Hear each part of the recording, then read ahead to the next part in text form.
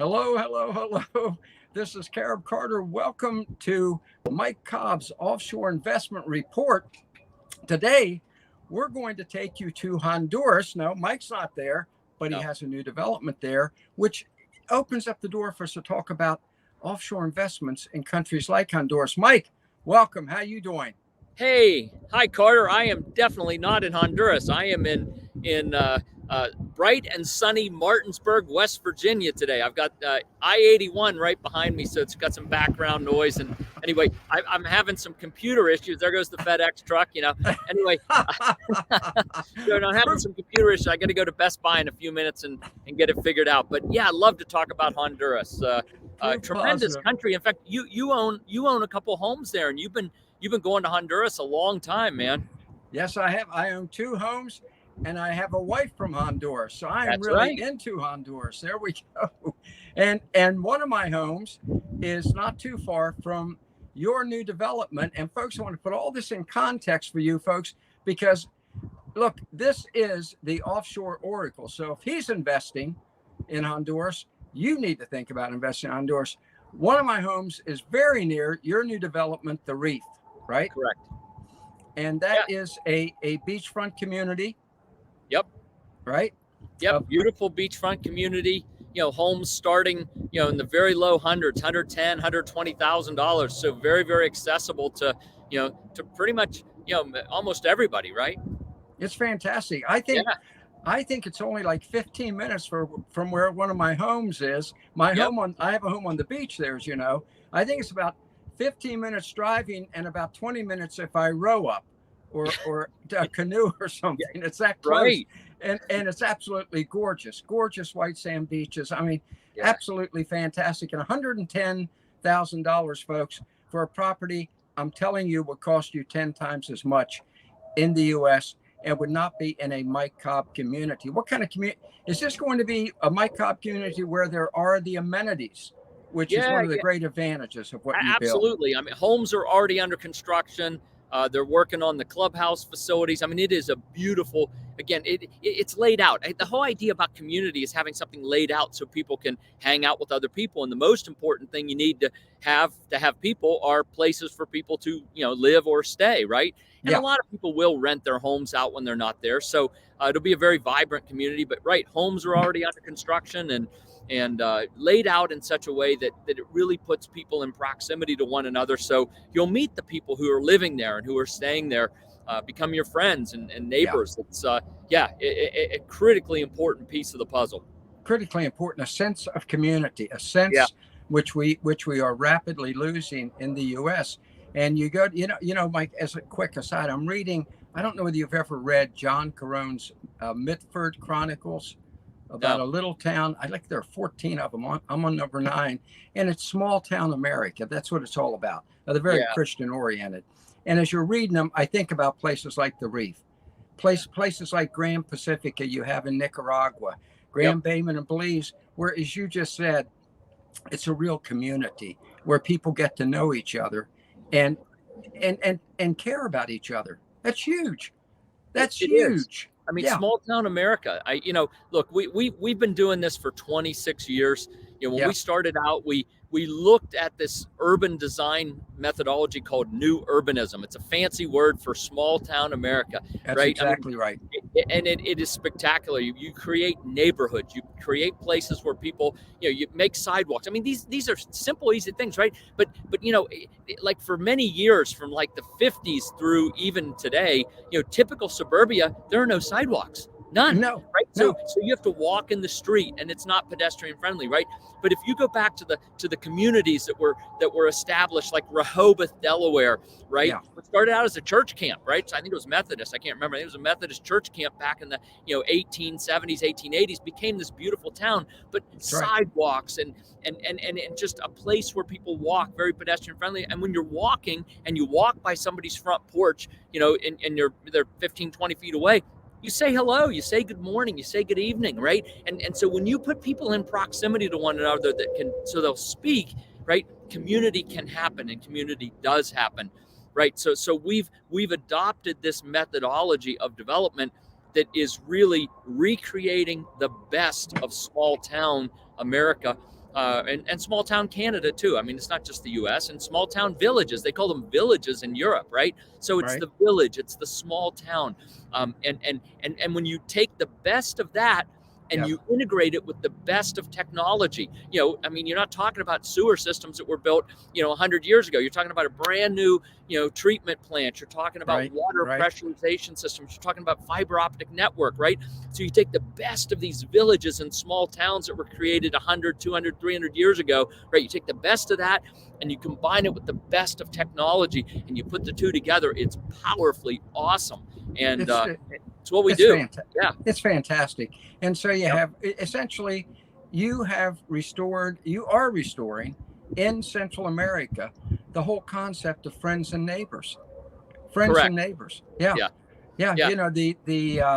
My father was a minister, and you mentioned Rehoboth Beach. I don't remember that far back, but my father was a minister before we moved to Baltimore City in two small towns, Williamsport, Maryland, and Hancock, Maryland, both of which you know. Yep. And it was exactly as you described it. Yeah. Neighbors walk by and wave to you, how you doing? And that's what you're bringing back.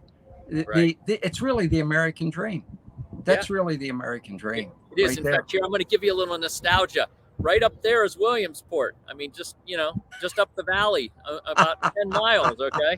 Anyway, I'm in the Shenandoah Valley, so Williamsport, right up there. Yeah. Williamsport is right over your shoulder, right? Well, I grew up from 1955 to 1960. Yeah. Wow. So there you go.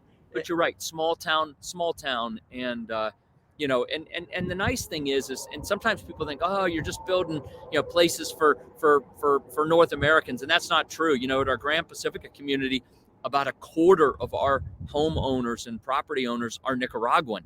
And I don't know what the percentage is at the Reef, but again, I mean, you married a Honduran woman, and I think these are opportunities for people to get together and be a part of a greater community as well. So it's not just this exclusive expat kind of neighborhood, right? It's a very open and welcoming neighborhood for all folks who really want to know their neighbors and want to have friends and enjoy the company of one another. It is just fantastic. And I'm glad you said that about that, because one of the advantages of what you have done, because I know it's this way in Gran, Baymen, and Belize, Gran Pacifica in Nicaragua, is you do have a mix of the local population, for instance, at the Reef, Hondurans, and the expats, the people moving in.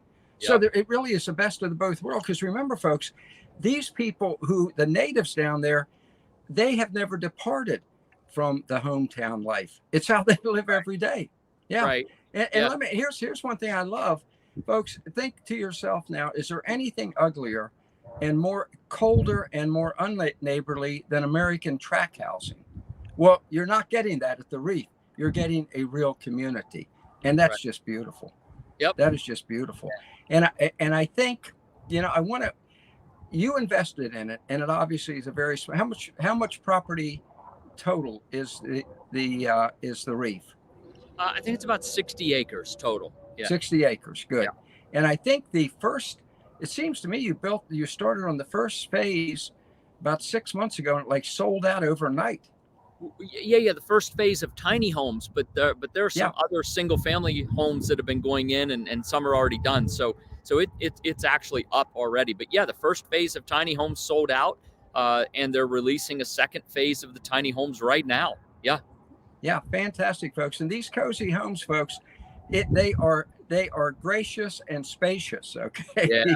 Well, and I know you like to call them cozy homes, and that's a much better word for it, actually, because as you know from living down there, and I lived in Nicaragua for 14 years, literally we would wake up in the morning, we would open up all of our sliding glass doors, and we would basically live inside outside all day on our patio. And when you live in the tropics, you spend a lot of time outside. So creating outdoor space, covered especially, is critically important. So these cozy homes, while they might only be 300-400 square feet of air conditioned space, right? And that's all you really want. You just want your air conditioner at night, maybe, right? Just for your bedroom, right? Just air conditioning your bedroom. You got your kitchen, your bathroom, small living area, right? But then you put on another 800 square feet of terraces and patios. So you end up with 1,200 square feet of living space. But here's the beautiful thing. you only pay to build about 400 square feet. Right, so it's very economical, and it's again this idea of creating the economy to allow people to buy, and own a $125,000-$150,000 home in the tropics. This is a way to do it. And then when you position things right and you put the sidewalks that go from here to there, not only do you have a home that you can afford, you're going to be in a neighborhood with a whole bunch of other folks that feel the same way you do. And you're going to make friends. I mean, you're going to have great neighbors. Yeah. And you're outside all the time. It's so funny. My wife keeps saying, because it's obviously it's cold winter here in York, Pennsylvania. Where you are. And she'll keep saying to me, Amor, remember, my wife is Honduran. Amor, ¿por qué? Why don't I see any of my friends? She's used to living in the tropics, where you see your friends all year round. I tell her, Princess, in the winter in America, you're not going to see anybody. No. Well, the beauty of what you're saying with the Reef and the other Mike Cobb communities, your life is outdoors. Your life is outdoors. It really is. And that is part of the beauty of it.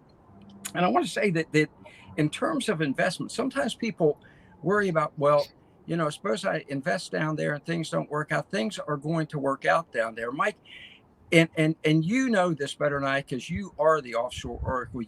Investments. China, their investments in Central and South America now, folks, always follow the smart money, right, Mike? Always follow the smart money. China's investments in Central and South America now are astronomical. Their Belt and Road Initiative, okay? They just started it in Central America, in Central and South America in 2017, Mike. And within 2 years, 18 countries had signed on. This is major investments, folks. Energy, manufacturing, everything you can imagine. Now it's up to 33 of the countries 2 years later. Yeah. So it's smart investment. Yeah. And I've written several articles. In fact, if people want to reach out, easy. info@ecidevelopment.com. If somebody just sends me an email and asks for my article, Perception versus Reality, right? Yeah. And it really is an article about risk and the perception of risk and reality. I mean, I always give this example, flying, I can't remember, flying's like 1,000 times safer than driving. I mean, it's just like, there's no comparison between flying and driving in terms of safety, right? Yet it amazes me that people will drive on their way to the airport, texting with one hand, driving with the other, looking at their phone, doing this, right? The whole way to the airport, never feel fear at all, right? Get on the airplane and do, white knuckle on the seat, right? Yeah. It has nothing to do with reality. Like driving and texting, I don't know how times more dangerous that is, obviously, right?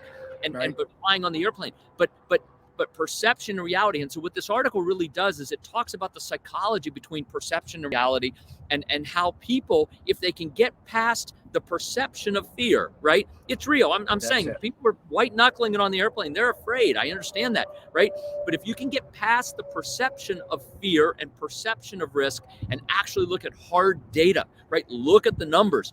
Like all of a sudden, a lot of things pop into awareness and into reality that make a lot of economic sense. And the Chinese couldn't care less about all of the nonsense, about the, civil wars 40 years ago. Like, who cares? That was 40 years ago, right? I mean, like, what they care about is what's happening right now. What do the numbers say? And they're investing money. By the way, it's not just the Chinese. I mean, lots of U.S. investors, sophisticated U.S. investors, big money investors, right? The guys that could care less about perception. Like, what do the numbers say? What is that reality?